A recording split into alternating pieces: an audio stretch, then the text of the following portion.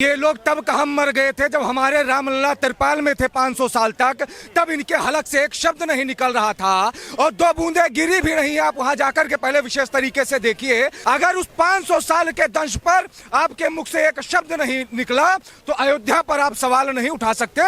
International level पर जिस अयोध्या की ख्याति थी उसको धूल दूषित करने का प्रयास ये वामपंथ मीडिया और तथाकथित पार्टी के कुछ चंद राजनेता कर रहे हैं। और महाराज तुम्हारी इस वामपंथ विचारधारा पर ऐसा रेलेंगे, ऐसा पानी फेरेंगे, ऐसा कुचलेंगे कि चाहे संवैधानिक रूप में बोलोगे संवैधानिक रूप में जवाब पाओगे, सांस्कृतिक रूप में बोलोगे सांस्कृतिक रूप में जवाब पाओगे, और अयोध्या पर अगर प्रश्न चिन्ह उठाओगे तो महाराज सीधा रेल दिए जाओगे। विपक्ष के नेता और खास करके अखिलेश यादव तो ये कहते हैं कि इन्होंने राम को भी नहीं छोड़ा, राम को ठगा, इसलिए राम ने इन्हें सबक सिखा दिया। जिन्होंने राम के अस्तित्व पर सवाल उठाया था, जिन्होंने सरयू के जल को रक्त रंजित करवाया, साधु संतों को उठा करके जेल में डलवा दिया, सुप्रीम कोर्ट के कटघरे में राम को 500 साल तक प्रतिलिपियों के माध्यम से जो कैद करते रहे, वो आज राम मंदिर पर सवाल उठा रहे हैं। मिश्रा, चौबे, पांडे, तिवारी, वर्मा, भूमिहार, खटीक, पासी, बिंद, मल्ला हमें पड़े हुए हैं। मैं उनसे पूछना चाहता हूँ, कभी शिया, सुन्नी, अहमदिया, बरेलवी, पठान, सिख, वहाबी, बेहन पे आपने सवाल उठाया? नहीं उठाया। कैसे हैं सर आप?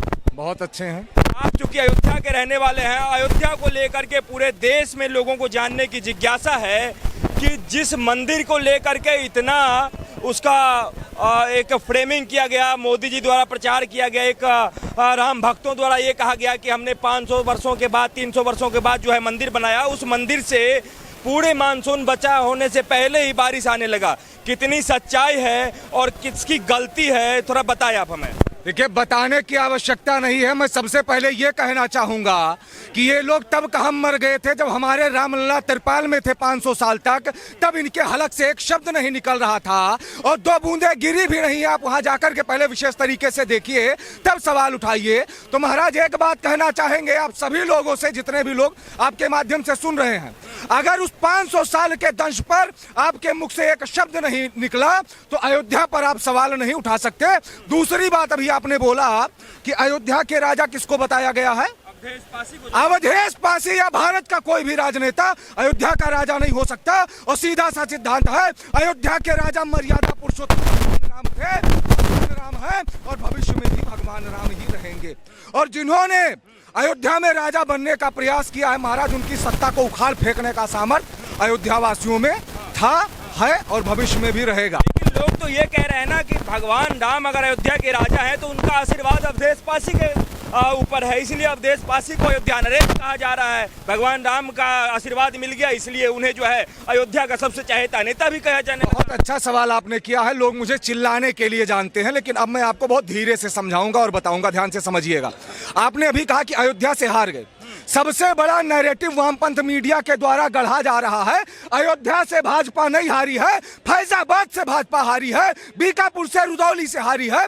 अयोध्या से विधानसभा चुनाव भारतीय जनता पार्टी जीती है, अयोध्या के मेयर भारतीय जनता पार्टी के हैं, प्रॉपर अयोध्या से लोकसभा में भारतीय जनता पार्टी ही जीती है। ये एक नैरेटिव गढ़ा गया क्योंकि अयोध्या का जितने तेजी से समग्र विकास हो रहा था, इंटरनेशनल लेवल पर जिस अयोध्या की ख्याति थी उसको धूल दूषित करने का प्रयास ये वामपंथ मीडिया और तथाकथित पार्टी के कुछ चंद राजनेता कर रहे हैं। और महाराज तुम्हारी इस वामपंथ विचारधारा पर ऐसा रेलेंगे, ऐसा पानी फेरेंगे, ऐसा कुचलेंगे कि चाहे संवैधानिक रूप में बोलोगे संवैधानिक रूप में जवाब पाओगे, सांस्कृतिक रूप में बोलोगे सांस्कृतिक रूप में जवाब पाओगे, और अयोध्या पर अगर प्रश्न चिन्ह उठाओगे तो महाराज सीधा रेल दिए जाओगे।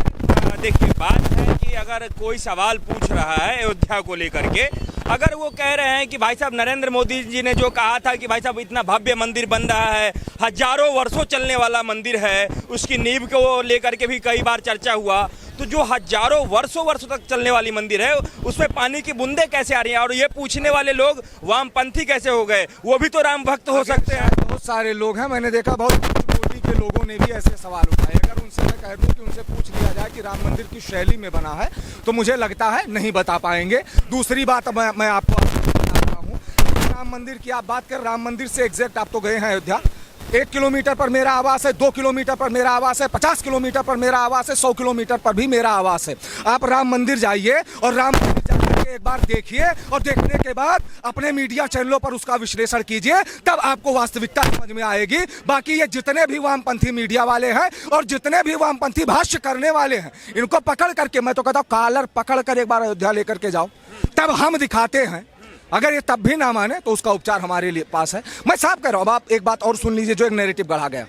अयोध्या बीकापुर रुदौली विधानसभा है, मिल्कीपुर विधानसभा है, प्रॉपर अयोध्या विधानसभा है। मिल्कीपुर प्रॉपर अयोध्या से बीजेपी विधानसभा भी जीती थी, वर्तमान में भी बीजेपी जीती ही है।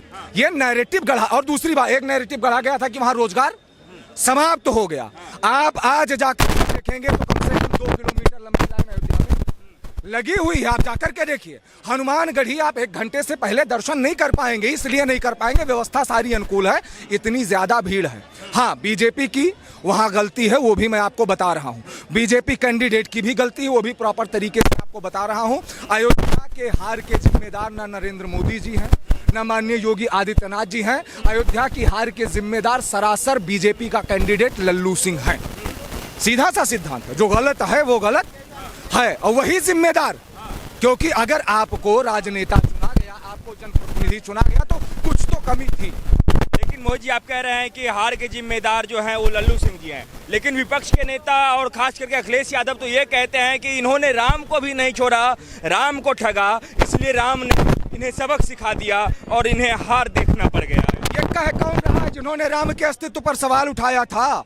वो लोग बता रहे हैं जिन्होंने कर सेवकों पर गोलियां चलवाई, जिन्होंने सरयू के जल को रक्त रंजित करवाया, जिन्होंने सरयू के जल को रक्त रंजित करवाया, और जिन्होंने, अरे एक बात हो तो मैं आपको बताऊं, कांवड़ यात्रा में डीजे बैन करवा दिया, साधु संतों को उठा करके जेल में डलवा दिया, राम के अस्तित्व पर सवाल उठा दिया, सुप्रीम कोर्ट के कटघरे में राम को 500 साल तक प्रतिलिपियों के माध्यम से जो कैद करते रहे, वो आज राम मंदिर पर सवाल उठा रहे हैं। इनका एजेंडा राम मंदिर नहीं है, इनका एजेंडा राम मंदिर के समग्र विकास को रोकना है, जो कभी ना इनके बाप से हो पाया था, ना इनसे हो पाएगा। विशाल राम मंदिर बना और गोली चलाने वालों के खिलाफ इतना वो भी लोगों को बताया भी गया, फिर भी राम भक्त कहे जाने वाले भाजपा के नेता हार कैसे गए साहब? देखिए, कभी कभी क्या होता है, मैं हमेशा कहता हूं कि जातिवाद के आड़े में हम धर्म नहीं बटने देंगे, सौगंध राम की खाते हम हिंदू नहीं घटने देंगे, क्योंकि काटने जैसी अब किसी की औकात नहीं रही। कारण क्या था? यहाँ पर एक और पॉइंट था, जातिवाद हावी था। मैं हमेशा एक बात कहता हूं भारत की जनता से कि महाराज, कंधे से ऊंची छाती नहीं होती और धर्म से बड़ी जाति नहीं होती, और दीपक ही नहीं रहा तो बाती का क्या करोगे, और हिंदू धर्म ही नहीं रहेगा तो इस जाति का क्या करोगे।